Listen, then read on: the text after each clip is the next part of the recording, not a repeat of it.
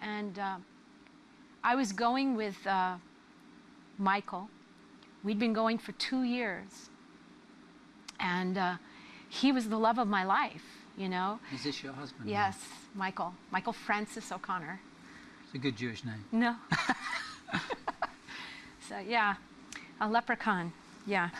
So, so we'd been going for 2 years, and we were, you know, hot and heavy, you know. And I come to the Lord, and Michael asked me a month after I came to the Lord. And, you know, Barry, who was the rabbi, he said to me, just want you to read your Bible. I want you to read it, and I want you to talk to God every day. Read the Bible, talk to God. I'm like, okay, you know.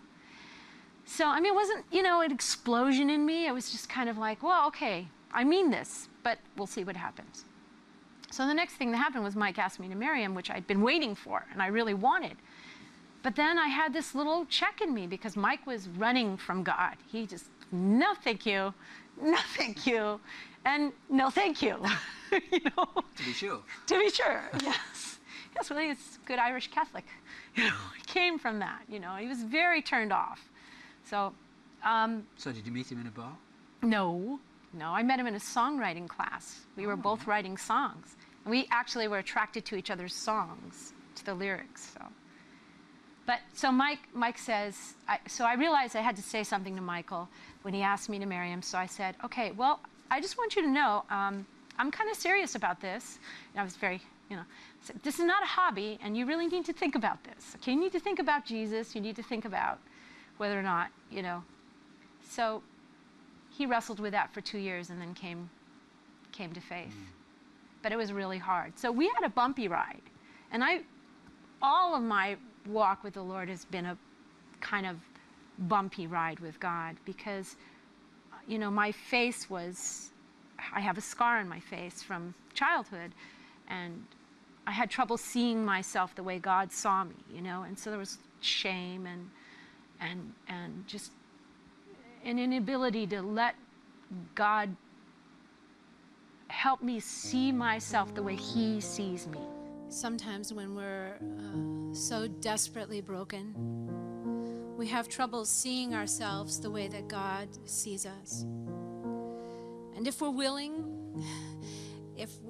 to bend and yield, then God can align our broken vision to His perfect and whole vision. And we can begin to see ourselves the way He created us to be.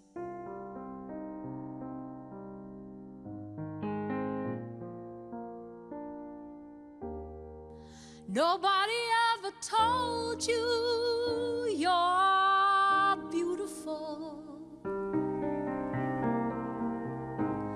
A simple, solitary, shining star. So when the world held up its mirror, you gladly bought the lie. That beauty's how you look, not who you are. You studied all the lines and got the part down, but you could never win your own applause. Hey, don't you know by now you're a diamond in my sight, and my love will see you through the flaws. When the world has you believing all its superficial lies, let me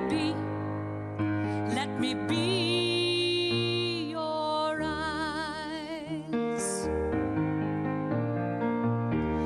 In your heart the scars run tough and tender from all the inner battles you've been through. So when you look to your reflection and it's hard for you to see, then baby, count on me to look for you.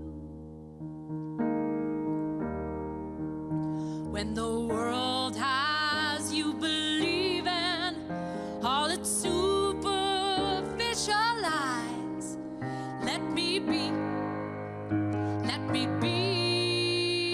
your eyes. I'm gonna paint a picture you can believe. I'm gonna teach you how to see that the truest mirror of all is found in the eyes of love.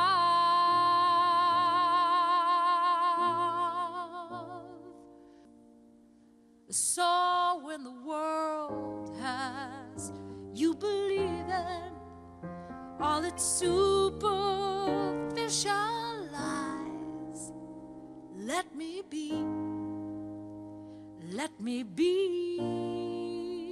your eyes.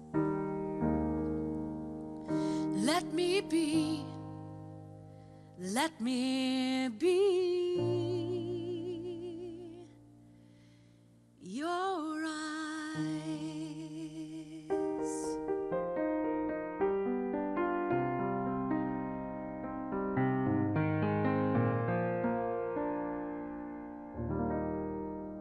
I bent down to pet this dog, and he bit into my face, and it took 100 stitches, and it was very bad, even though it was like one of the 10 best surgeons in the world at the time who did it, and it was wonderful. He was Irish, I guess.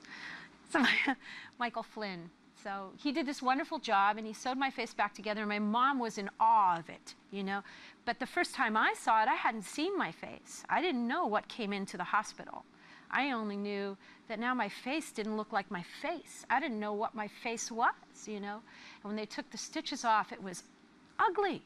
It was ugly, you know. I mean, to my mom, it was like she thought it was going to be, you know, but to me, it was ugly. And the kids in my school, they called me Scarface. And they called me Scarface every day for the next, like, 3 years of my life. And in the neighborhood, I was called Scarface. And so, you know, you start out going, no, I'm not. You know, I mean, there's a whole part of me that grew up with fairy tales, and, you know, my mom put on these plays, and I was Cinderella and Snow White and everything. No, I'm not. And then, you know, you're pummeled at with this name, and then you look in the mirror. I would look in the mirror, you know, trying to find myself, who I was. And it's like, that is gone, you know. What helped you to deal with that and to obviously overcome it, because you're a very self-assured person and with humility? Not totally self-assured. Yeah. I didn't overcome it until I started walking with the Lord. And even when I began walking with the Lord,